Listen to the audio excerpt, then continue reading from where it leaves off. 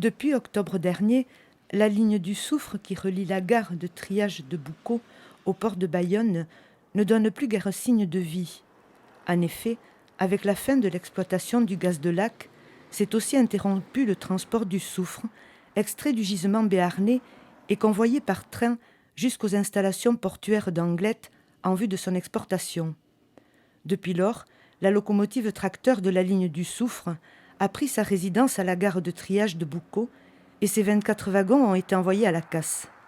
L'installation a démarré en 1959. Au début, le soufre arrivait en solide, donc c'était des plaques, et il était chargé sur des camions plateaux et déchargé au sol. Et il y avait un espèce de tracteur qui poussait directement le soufre dans les cales, tout simplement. C'est dans ces années-là qu'on a commencé à livrer du soufre solide, mais à l'état de poussière, on va dire, et en train. À ce jour, LAC a exporté 25 millions de tonnes de soufre solide et 17 millions de soufre liquide par la voie ferrée. Les trains partent de Lac par la voie normale jusqu'à Bayonne, la voie qu'utilisent tous les trains. Ils arrivent exactement en face de notre installation, à Marac, qui est la gare de triage. Cette voie ferrée traverse toute l'agglomération pour arriver jusqu'ici. Donc il y a encore 20 ans, il y avait une trentaine de salariés qui travaillaient en poste. Il y avait 6 trains par jour, à égalité 3 trains de soufre solide et 3 trains de soufre liquide. En près de 60 ans d'existence, la ligne du Soufre a suivi l'évolution de nos vies. Mais même si elle serpente sur leur territoire depuis plus d'un demi-siècle, la ligne du Soufre, ce n'est pas l'histoire des habitants du BAB. C'est d'abord celle du gisement du gaz de lac. D'ailleurs, comme annoncé depuis des dizaines d'années, elle ne devrait plus avoir de raison d'être avec la fin de l'exploitation du combustible fossile béarnais. Cependant, entre reconversion du bassin de lac et maintien du port de Bayonne au 9e rang des ports de commerce français, la ligne du Soufre se prépare aujourd'hui à entamer une deuxième vie. Et à fin 2013, il n'y aura plus d'extraction de gaz et donc plus d'extraction du soufre de lac. Donc on arrive maintenant en fin de vie, mais cette plateforme qui a un savoir-faire vraiment très particulier, qui a des installations également très particulières, va trouver une autre utilisation, à savoir que le soufre ne sera plus exporté, mais le soufre maintenant sera importé. Donc on va fonctionner en sens inverse. On va importer du soufre solide, le décharger sur la plateforme Sobegy à Blampignon. Ensuite, ce soufre solide va être fondu dans un fondoir dont vient de faire l'acquisition Sobegy. Et de là, le soufre va partir par camion isotherme ou par wagon isotherme, vers d'autres clients de Sobegy, vers la vallée du Rhône ou vers Toulouse et sa région. Les volumes qui sont attendus maintenant sont des volumes qui n'ont rien à voir avec ce que l'on a connu dans les années glorieuses. Je parlais tout à l'heure de plus d'1 million de tonnes par an. Là, le trafic sur lequel table Sobegy est d'à peu près 100 000, voire plus par an. 150 000 tonnes par an. Donc ça restera, je dirais, très raisonnable au regard du trafic ferroviaire qui va de nouveau reprendre, mais en sens inverse. Pour les usagers, surtout le BAB, quand la barrière ferme, je sais que les gens restaient, c'est assez long, surtout quand il y avait 24 wagons. Aujourd'hui, il n'y en a que 10 et ce sera l'après-midi. Pour l'instant, c'est mardi et vendredi. Donc 2 trains semaine, à 14h, 15h, et seulement 10 wagons, donc je pense que ça va être plus supportable pour les usagers du BAB actuellement. Je crois que les Bayonnais sont contents parce qu'en 2006, on a arrêté le soufre solide. Donc la pyramide jaune que l'on voit depuis les bords de la Dour a disparu. Donc je sais que beaucoup d'amis bayonnais m'en ont parlé, ils regrettaient. Et donc c'est une chance.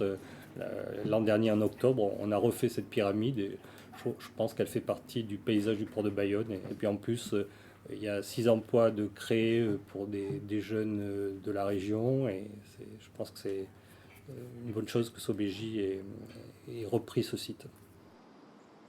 Avec cette nouvelle activité d'importation et de transformation de soufre solide par la société Sobegy, la ligne du soufre va donc bientôt reprendre du service.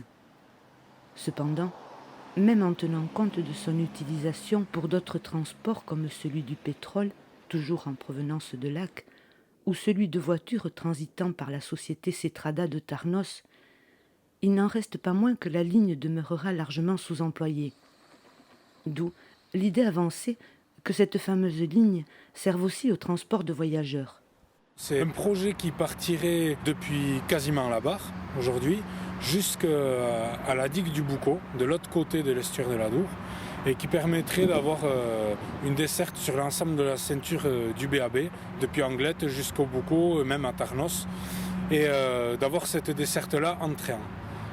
La voie existe déjà, donc c'est déjà un très bon point puisqu'il n'y a pas besoin de financer la création d'une infrastructure. C'est quelque chose qui est existant, permet de faire de grosses économies. On peut faire circuler sur les mêmes voies du transport de marchandises et du transport de voyageurs.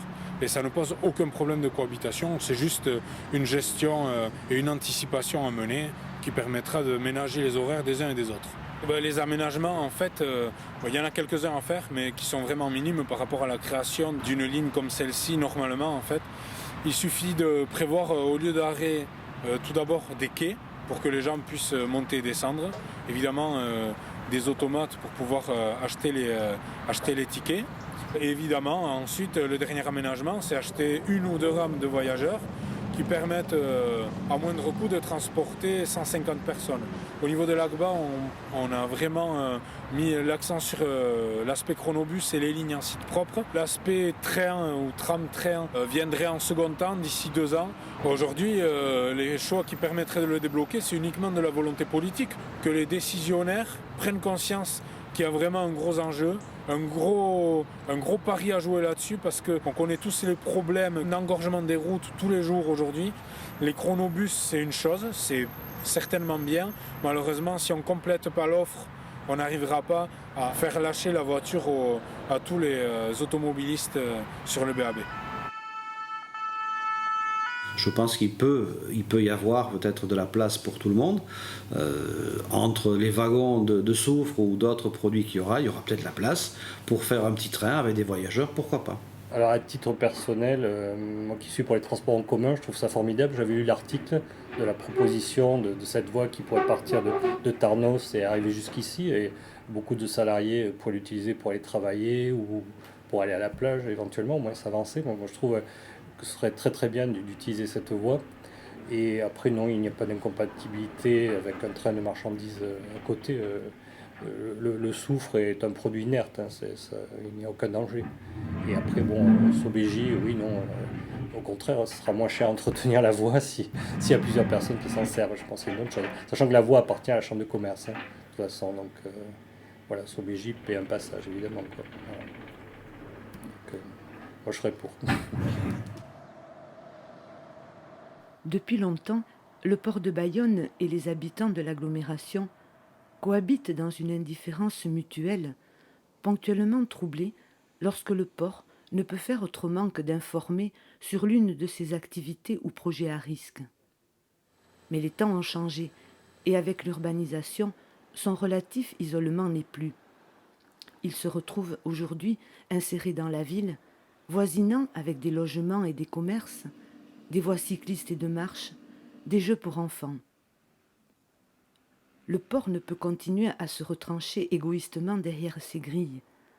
Autrement dit, aurait-il d'autre choix aujourd'hui, en dehors d'un véritable compromis avec les habitants, pour mettre en œuvre un équilibre entre développement économique et respect de l'environnement et de la population? Dans cette perspective, la ligne du soufre pourrait jouer un rôle clé, car la problématique des déplacements des habitants et des travailleurs du BAB est l'un des enjeux essentiels en matière d'aménagement du territoire et aussi de réduction des gaz à effet de serre.